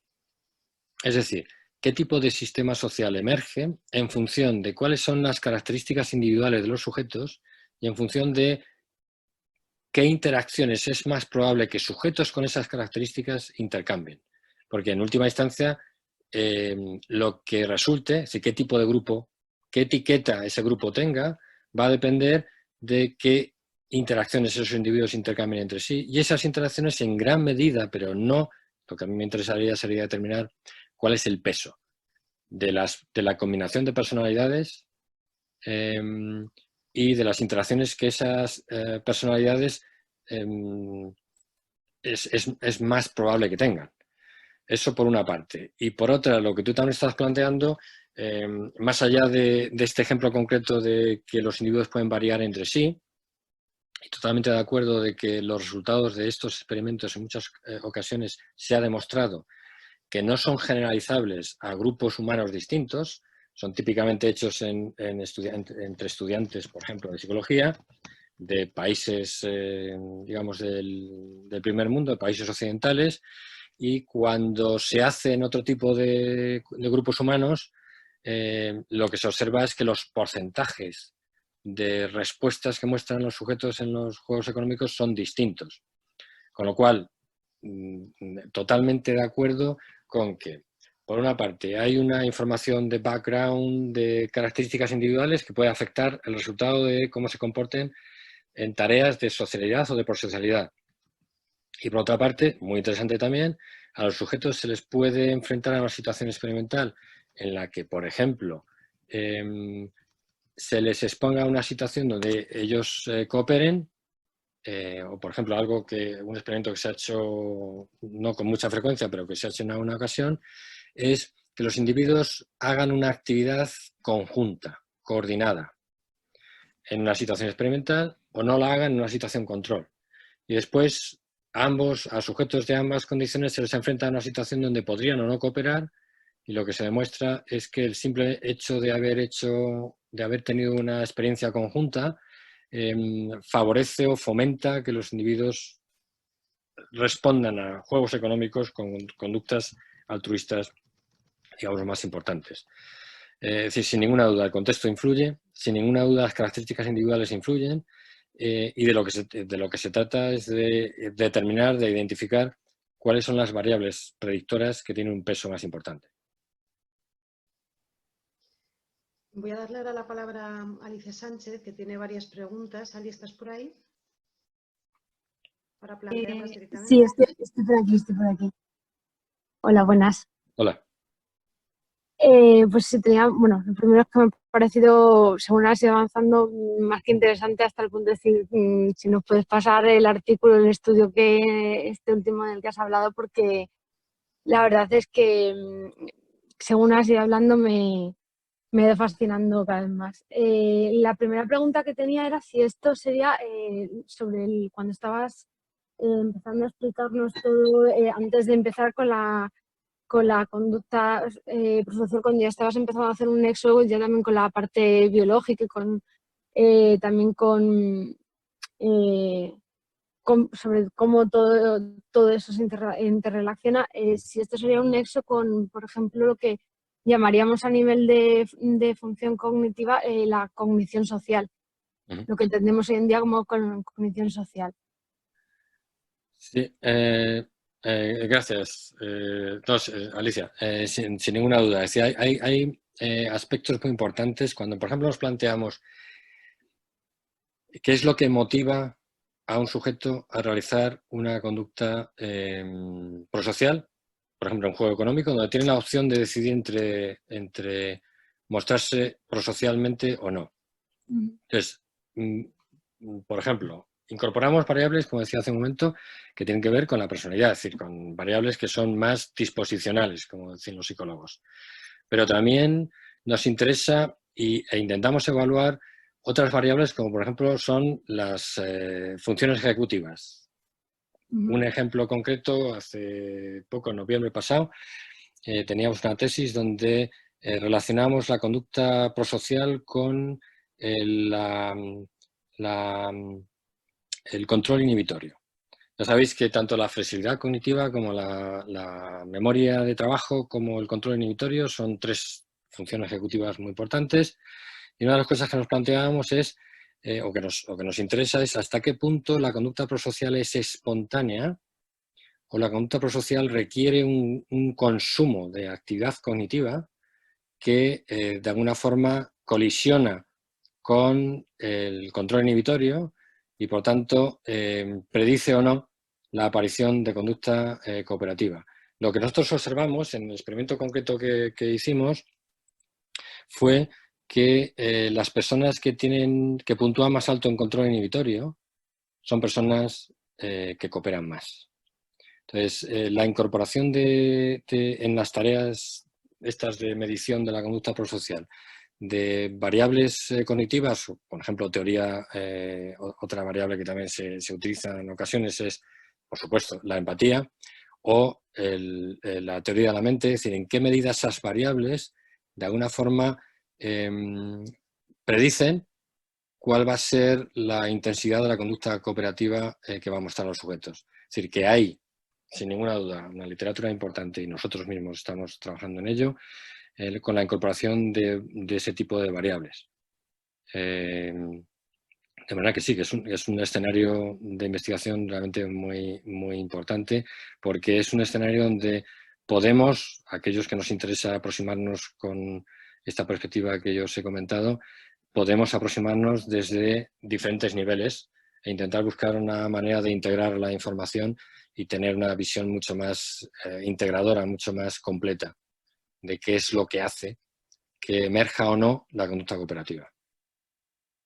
Pues mira, justo me lo has introducido perfectamente con esto, porque además tenía la duda de preguntarte justo, yo en el trabajo de fin de grado lo hice sobre cognición social y daño cerebral adquirido y justo esto último que acabas de decir, pues te iba a preguntar que si este tipo de estudios también pueden servir para ver y compararlos con personas con daño cerebral, qué diferencia hay, porque obviamente como nos dieron en clase, y de hecho Carmen, recuerdo cuando nos lo enseñó en la asignatura de memoria, el caso de Phineas Gates y por ejemplo, el control inhibitorio que esa persona pierde, pues justamente me parece que, vamos, o sea, encontrar una población normal, como ha dicho Diego, es algo bastante difícil, bastante complicado, pero me parece, no sé, o sea, por lo menos los estudios que se está poniendo, nada más que para de pensar, digo, jolín, y esto compararlo con una persona con un daño específico, o sea, en una zona específica del cerebro, también sería de bastante interés. Claro, efectivamente. Digamos que la aproximación desde la neurociencia o desde la neuropsicología, donde por una parte uno tiene la hipótesis acerca de cuáles pueden ser las áreas cerebrales que están implicadas, por ejemplo, en decisiones morales. Seguramente, no sé si seguramente, porque tampoco tengo muy claro en qué curso estáis los que estáis asistiendo a esta conferencia, pero probablemente os habrán hablado de los dilemas morales y os habrán hablado de que hay una circuitería cerebral que se supone que está relacionada con los procesos que median decisiones morales. Entonces, efectivamente, el ejemplo paradigmático de Phineas Gage es precisamente ver qué efecto tiene una lesión de la corteza prefrontal sobre decisiones morales. Entonces, una manera de avanzar en la comprensión de cuál es la relación, cuáles son los correlatos neurales que sustentan respuestas conductuales, ya sean prosociales o ya sean morales. Una manera, sin duda, es esta otra fuente de sujetos, que son sujetos con lesiones, que de alguna forma te dan información acerca de si efectivamente ciertas respuestas requieren o no la actividad que no es posible si está dañada el área de esas áreas. Entonces, sin ninguna duda, de nuevo, es un aporte muy importante el contar con investigaciones en las cuales sujetos humanos con daños transitorios o, en fin, a más largo plazo, nos pueden aportar acerca de cuál es la relación entre, por ejemplo, lo que llaman respuestas intuitivas, juicios morales y emociones. Porque de alguna forma, en fin, hay una literatura muy interesante y con mucha controversia acerca de qué ocurre primero y qué ocurre después. Un poco midiendo los tiempos de respuesta y las justificaciones que damos para, es decir, cómo razonamos, cómo justificamos racionalmente las emociones que sentimos. Podríamos incluso relacionarlo con el ejemplo que os he puesto al final, cómo justificamos, y esa era una idea para mí muy importante, que dejo ahí en el aire, y es hasta qué punto sentirse bien cuando a alguien que ha roto una norma le pillan, es una emoción justificable y una emoción fundamental para sustentar la conducta cooperativa. Porque yo creo que todos nosotros sabremos, lo primero que se nos ocurre es que una persona que se siente bien cuando a alguien le va mal es una mala persona. Sin embargo, como en el estudio eso que os he comentado hace un momento que hemos hecho nosotros, y como si reflexionamos sobre ello, nos damos cuenta de que gracias a que nos sentimos mal cuando a alguien le va bien por hacer trampa, o nos sentimos bien cuando a alguien que ha hecho una trampa le va mal, gracias a esas emociones, que son emociones sociomorales, digamos, el edificio de las instituciones humanas, estoy siendo muy optimista en este momento, se sustenta porque eso alimenta las emociones que son fundamentales para sustentar la conducta moral y prosocial. Es que la verdad es que sí, o sea, sobre todo por el hecho de incluso hasta qué punto, con lo que decías antes, el coste que tiene para la persona, que además justo último he hecho una pregunta que ya con esto yo ya terminaría, que de verdad sí, porque vamos un poco regulín de tiempo y tengo muchas personas que quieren intervenir. Bueno, pues si no lo digo luego, si queda tiempo y ya está, no que tú me digas, Sonia. Si quieres termina. Vamos a comentar la última y seguimos. seguimos. No, simplemente que sí, ahora mismo lo que está pasando con la gente, bueno, personas que se están saltando el confinamiento de maneras siendo conscientes de una multa, siendo conscientes de que ya es un peligro para ellos mismos, incluso para quienes están en casa con ellos, o sea, se podría considerar una especie de ese castigo, esa conducta prosocial del resto de la sociedad, o sea, ya sea como a nivel masivo. No sé si se podría considerar así o... Es que, fijaos que al principio os he dicho que de las cosas que íbamos a hablar realmente hay una cosa para mí importante, y es en muchas ocasiones uno se pregunta para qué investiga lo que investiga, sí, a quién le importa, ¿no? Y en ciencias de la conducta yo creo que esa sensación a veces es relativamente frecuente. Y para mí, que siempre me ha interesado investigar aquellas cosas que son importantes en la vida cotidiana e investigarlas desde una aproximación como la que os he planteado, vamos, con esas pinceladas que he dado. Y efectivamente lo que estamos hablando es lo siguiente. La salud, en el momento, en la actualidad, la salud depende, la salud del conjunto de la sociedad depende de que todos nos sacrifiquemos. Ahora, si se sacrifican los demás, uno se sacrifica menos, pero se beneficia porque los demás se están sacrificando. Eso en cuanto a un ejemplo de conducta tramposa. Y el ejemplo de castigo prosocial es ese que si no se gradúa adecuadamente puede ser un castigo injusto, es decir, no social, no prosocial, que es lo que ha salido estos últimos días en la prensa con el tema de los justicieros. Los que están en las ventanas y cuando ven a alguien en la calle sienten que tienen que castigarlo y le lanzan improperios de todo tipo y lo hacen que lo pase muy mal. Eso en una situación, en otro tipo de contexto, es lo que hay que hacer, porque si no lo haces no estás siendo cooperativo. Es decir, si a ti, imaginad que estamos en un ejemplo que yo suelo poner muy a menudo en clase. Si estás en una cola donde hay una norma implícita y es que te van a atender en función del momento en el que has llegado. De manera que tú tienes que respetar el orden de la cola. Entonces, si alguien se te cuela, está violando una norma.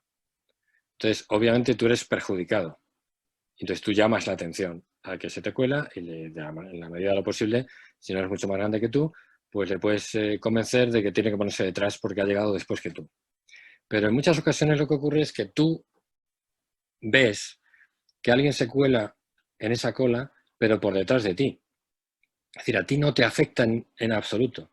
Sin embargo, afecta a la norma. Si esa persona está violando una norma que en ese instante a ti no te está afectando, pero está afectando a otros. Entonces tú en ese momento puedes hacer dos cosas. Una es no ser prosocial, es decir, no incurrir ningún coste y quedarte callado porque no te está perjudicando a ti, o hacer lo que hace mucha gente, que es se siente indignado porque alguien rompe una norma, que en ese momento no le está afectando a él, pero le está afectando a gente anónima para él, a gente con la que él no tiene ningún vínculo.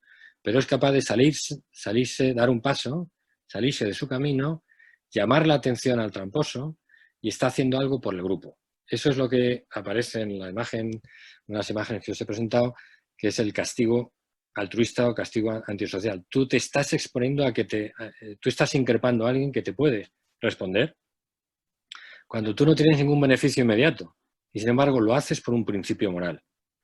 Y ahí entramos en esa dimensión en la que no me ha dado tiempo a entrar, que es la de la moralidad, pero que tiene que ver con esa concepción que tenemos de que hay cosas que no deben hacerse, que deben respetarse por principio y no porque nos afecta a nosotros en el momento inmediato personalmente. Y en ese sentido es realmente muy importante, y aquí voy a dar una nota de pesimismo, y es eso que dicen mucho de qué va a pasar después, ¿no? Si vamos a volver a lo de siempre o si no vamos a sacar una lección de esta experiencia. Yo creo que es muy importante, esta es la pequeña parte de pesimismo, es la idea de que nuestra psicología, la psicología de la cooperación, fijaos lo que os he comentado, es una psicología de la cooperación que va contra los que se salen de la norma, tanto contra los tramposos como contra los que son demasiado prosociales. Entonces, la cuestión es, con nuestra psicología, con la psicología que la evolución nos ha dado, la psicología de la cooperación que tenemos, ¿realmente hay alguna posibilidad de que juguemos nuestra vida, nuestro juego, saliéndonos de esa impresión que tenemos de que no tenemos por qué ser prosociales porque el de al lado no lo es? Y por tanto sacamos más no siendo prosocial nadie que siendo prosocial yo, pero no el vecino. Que es un experimento, por cierto, que sale siempre que se juega el juego del dilema del prisionero. Sí, estoy bastante con eso. Bueno, pues muchas gracias. Gracias a ti.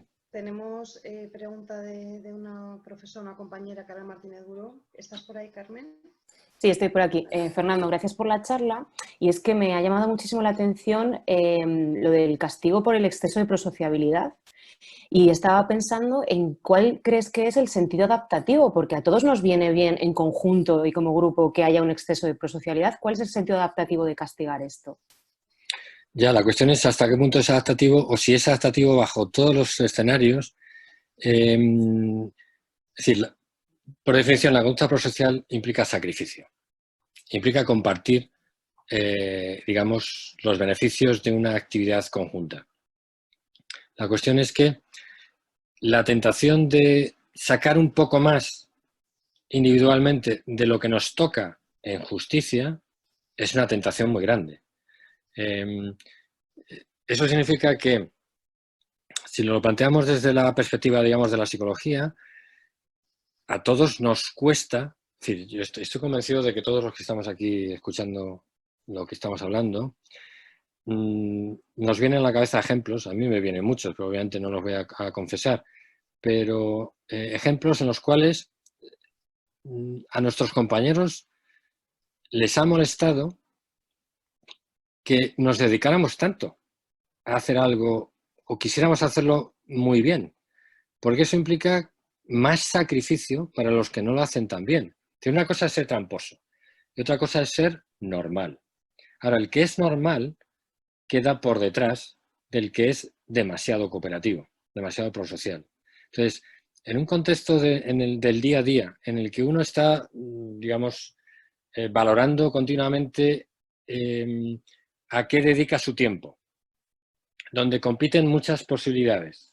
Es decir, a uno le gustaría hacer muchas cosas, uno se enfrenta a esto que a mí me gusta, un concepto que yo manejo mucho, que es el concepto de trade-off, donde uno tiene que encontrar un compromiso entre todas las cosas que le gustaría hacer, pero que son incompatibles, temporalmente o espacialmente. Entonces, cuando tiene que tomar decisiones, pues a uno a lo mejor le gustaría dedicar a algo, imaginad, a la profesión de uno, o al trabajo que le han pedido en clase porque es un estudiante y el profesor ha dicho que se haga un trabajo en grupo, pues le gustaría dedicarle 10 minutitos, no más. Y a otro compañero pues le apetece, porque le parece que el trabajo va a quedar mucho mejor, 20 minutos. Entonces, si hay alguien que quiere dedicarle 20 y tú estás entre los de la media que le quiere dedicar 10 y luego está el que no hace nada, pues el que le quiere dedicar 10 minutos, pues no le gusta la idea de que le hagan trabajar más, porque tiene otras cosas a las que considera que son más prioritarias para él, individualmente. Entonces, conseguir que en una colectividad, en un colectivo de personas, todas las personas tengan las mismas prioridades, de hecho las mismas capacidades, las mismas competencias, es muy difícil. Y eso en algunos casos podría justificar por qué uno protesta cuando le exigen más, y en otros casos probablemente no sería tan justificable. Pero yo creo que es, sin duda, está en nuestra naturaleza. Y para mí lo importante es este descubrimiento que se ha hecho en la literatura con respecto al castigo antisocial, y es hasta qué punto realmente nuestra psicología no está tan, digamos, coloreada por la prosocialidad, sino por la norma. Fijaos que es mucho menos romántico que sea por la norma a que sea por la prosocialidad. Sí, y efectivamente explicaría muchos fenómenos sociales, o sea, muchísimos, de que al final lo mediocre es lo que sale para adelante. No, estoy totalmente de acuerdo, Fernando, gracias. Yo no he querido utilizar esa palabra, pero es la más aceptada. Teníamos una pregunta de hace un rato de Alex hablando sobre las emociones y demás. Alex, ¿estás por ahí? Sí, aquí estoy. Es que había puesto antes como dos imágenes del cerebro, de las distintas áreas del cerebro que se iluminaban al reaccionar ante distintas emociones, y había como una emoción que entre las positivas que no terminaba de ser positiva prosocialmente, y me preguntaba si toda es que no recuerdo ahora mismo cuál era exactamente esa situación que se daba, pero me preguntaba si se activaba de la misma manera en todas las emociones positivas y en esa otra situación, las distintas áreas del cerebro. O si había matices que pudiesen dar a entender que se experimenta de una manera distinta. Sí, vamos a ver. Había tres emociones. Una emoción, digamos, positiva, por así decirlo, de felicidad. Antes de lo de los juegos, cuando estabas hablando de... Es que era antes de lo de los juegos, que había dos lados y tal, no sé.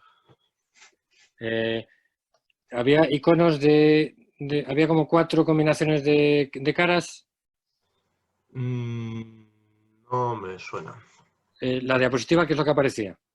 Pues aparecía dos imágenes de un cerebro con distintas áreas, Sí. circulitos en distintas Sí. áreas y una lista de situaciones. Vale, creo que te refieres a lo del solapamiento entre el dolor social y físico y del placer social y físico. ¿Puede ser? Sí, yo creo que estaba relacionado Que con había eso. una circuitería en el cerebro de la izquierda que estaba en rojo, que era del dolor, y una circuitería a la derecha que era azul, que era del placer. Esa. Vale. A ver, que yo recuerde, creo que no hay solapamiento entre las áreas que se activan en respuesta al dolor y en respuesta al placer. ¿Vale? Claro, pero Donde el placer había como una situación que era negativa para otros, pero que nosotros la experimentábamos como algo positivo y me preguntaba si había una diferencia entre las activaciones de las distintas áreas, si había matices dentro de lo mismo positivo, si había matices, ¿sabes? Ya, no, en ese estudio no se aporta información con ese nivel de detalle. Es un estudio relativamente solo, macro, donde de alguna forma se evalúan las emociones y por otra se registra con técnicas de neuroimagen la actividad de esas áreas y se encuentra que existía ese solapamiento. Pero con más matices no, en esa publicación no la había. Vale, muchas gracias. Nada. Maravillosa conferencia. Gracias. Iba a dar la palabra ahora a Cristina Díaz Berciano, nuestra compañera, que he visto que tiene la mano levantada. Cristina, ¿tienes alguna pregunta? Hola, ¿me oís bien? Hola, Cristina. ¿Qué tal, ¿Qué tal? Fernando? ¿Qué tal, Muchas Cristina? gracias por tu charla, ha sido muy interesante. Me alegro de saber que estás ahí. Sí, aquí estamos y me alegro de verte, aunque sea de esta forma. Yo quería preguntarte si hay algún estudio, que supongo que sí, sobre la influencia que tiene la aplicación del castigo en la valoración social que se hace de la persona que lo aplica. Es decir, que quizás el aplicar castigo, bien sea conductas prosociales o antisociales, pueda ser bien visto por alguna parte de la sociedad, digamos, o por alguna red social próxima a esa persona y eso pueda variar su tendencia a aplicarlo. Si esa persona puede estar mejor o peor vista en el futuro. Mira, no sé si hay algún estudio. Mi experiencia es cuando yo pregunto en clase, bueno, en los cuestionarios, pero en particular en clase, me llama la atención. A ver, no tengo datos sistemáticos, no he utilizado ninguna metodología y por tanto no sé hasta qué punto lo que voy a decir sería generalizable. Pero me llama la atención porque hay una pregunta que yo suelo hacer en clase, por ejemplo, sobre copiar. Es decir, se supone que hay una norma que es que la nota que uno saca guarda relación con el esfuerzo de horas que ha dedicado al estudio, de manera que debería haber una correlación. Si uno ha estudiado mucho y saca una mala nota, pues es realmente, digamos, injusto. No se lo merece, decimos, que fue un poco la argumentación en el último estudio que os he presentado. Es decir, es un desenlace desafortunado y produce una emoción de rechazo, de injusticia, o de pena, de compasión por la persona que le ha pasado eso. Ahora, ¿cómo responde una persona que no ha estudiado nada y que ha copiado de alguien que sí ha estudiado? El que ha estudiado, por el motivo que sea, le sale mal el examen y el que no ha estudiado le sale bien. Estamos hablando de una persona tramposa que tiene un desenlace afortunado. A mí me ha llamado la atención que hay muchos estudiantes que no se sienten mal, o mejor dicho, no sienten la emoción esa que yo comentaba antes, que la de Schadenfreude. Si le pillan, cuando yo digo, ¿y qué pasa? ¿Cómo sentirías si le pillan por que esa nota en realidad no es mérito propio, sino porque ha copiado? Y hay mucha gente que no siente dice que no siente Schadenfreude. Es decir, que no se siente bien, en otras palabras, no se alegra de que alguien que ha violado una norma le castiguen. Es Es decir, responde negativamente a lo que podría ser el castigo antisocial, perdón, el castigo prosocial. Entonces, para mí es un tema totalmente, la impresión que tengo desde el punto de vista de la literatura, que no está explorado, y es el tema que me interesa especialmente, porque me interesa muy mucho el perfil del justiciero. Tengo mucha curiosidad por saber si los justicieros son prosociales. Es decir, si los que castigan a un tramposo son prosociales. Quiero decir, muestran conducta prosocial en los juegos económicos donde se mide la conducta prosocial. O si es un perfil particular. Sí, también lo que te comentaba de si está bien o mal visto, eso se le produce un beneficio en el futuro, un beneficio social en el futuro. Es que el que ve la violación de una norma y no dice nada, no está actuando prosocialmente. Y hay como hay como una prosocialidad de primer orden y una prosocialidad de segundo orden. Primer orden es, tienes la opción de ayudar a alguien. ¿Ayudas o no ayudas? Y la otra es, ves a alguien que tiene la opción de ayudar o no, y ves que no ayuda. ¿Qué haces tú? Este segundo orden implica que si te quedas callado, por ejemplo, el que ve en una cola que se cuelan y no dice nada, ahí estás actuando no prosocialmente.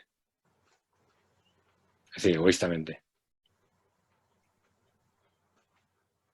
Pues muchas gracias. Gracias a ti, Cristina.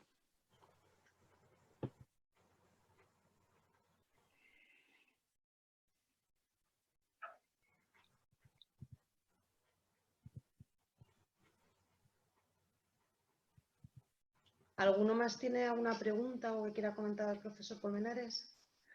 Hay una persona aquí que quiere hacer un comentario, que es Sí, José. Zamorano. No sé si Sí, está. a ver si me escuchan, ¿qué tal? Ahora sí, ahora sí. Vale, hola Fernando, a ver, no sé Hola, si José. Bueno, si no me ven por la cámara no voy a perder tiempo aquí para que me vean. No es lo importante. ¿Qué tal? Bueno, muy interesante todo, un agrado aquí participar de tu charla, siempre aprendiendo, ¿vale? Aprendiendo mucho. Un comentario a variables que podrían influir solamente en el castigo al exceso de prosocialidad. Para mí, claramente una de esas variables puede ser la ganancia que obtiene el individuo prosocial en relación justamente a algún comentario que algún alumno ahí, o profesor no vi bien, respecto a la envidia que pueda generar, que quiera destacar, y a la ganancia que pueda obtener, y en ese sentido claramente tenemos el contraejemplo de hoy en día los médicos que están dando su vida por nosotros, y nadie los está castigando por el excesivo, digamos, por dar su vida, por la excesiva prosocialidad que están teniendo, digamos. Al contrario, lo estamos aplaudiendo todos los días. ¿Por qué? Porque en realidad, ¿qué ganancias están teniendo ellos, digamos? Y es muy distinto, en ese sentido, sería la variable ganancia, el recurso, lo que obtiene el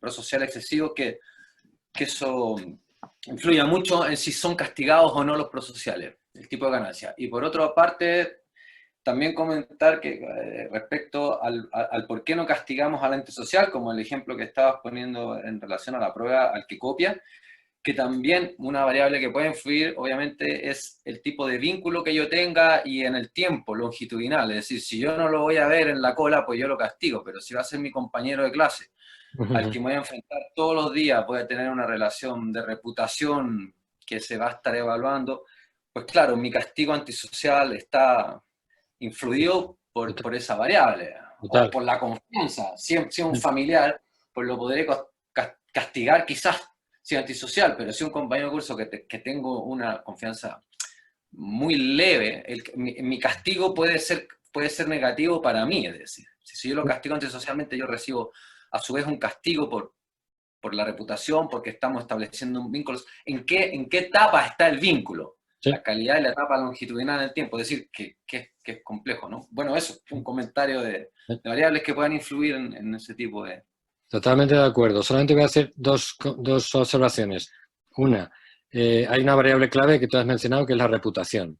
Sí, puede ocurrir que alguien que es excesivamente prosocial, en realidad está buscando un beneficio que lo convertiría su exceso de prosocialidad en egoísmo. Es decir, está buscando una ventaja, por ejemplo, un estatus individual, está buscando un beneficio que de otra manera, si no destacara, no obtendría.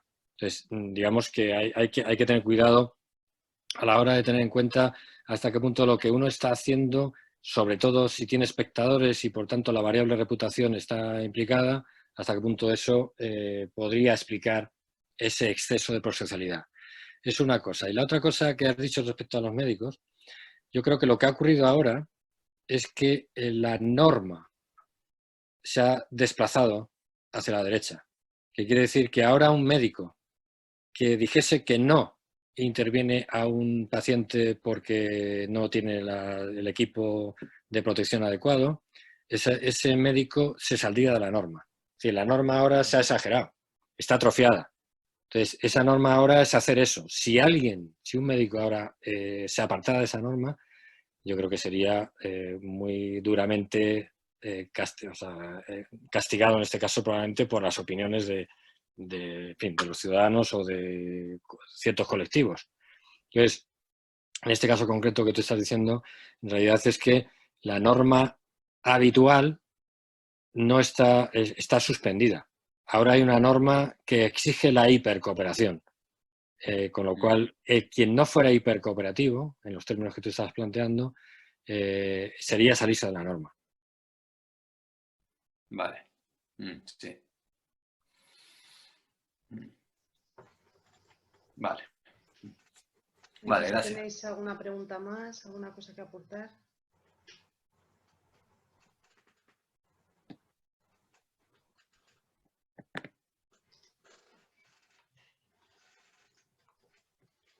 Pues yo creo que estamos en tiempo. Fernando, muchísimas gracias por tus aportaciones, por todo lo que has compartido con nosotros, ha sido interesantísimo.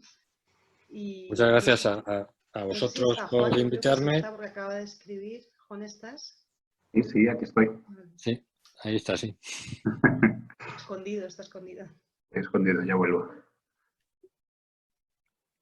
Decía que lo que he dicho al principio también, que gracias a vosotros por darme esta oportunidad de compartir una temática que me interesa mucho y luego, pues, por supuesto, gracias a todos los que se han incorporado a la charla y a las preguntas, porque la verdad es que hace mucho más interesante cuando hay un coloquio. Gracias. La verdad es que ha sido apasionante la exposición y el debate. Muy enriquecedor, como acaba de decir Martín, un alumno en el chat. Muchísimas gracias. Muchas gracias. Gracias, Fernando. Gracias a todos.